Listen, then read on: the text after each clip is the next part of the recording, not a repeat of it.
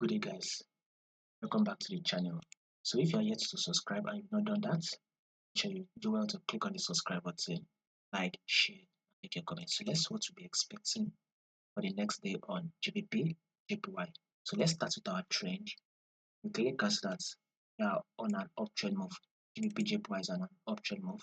Then take a look at this massive move which happened. Market is now giving us a pullback. So to understand what market is doing next, we would have to go to the 4-hour time frame.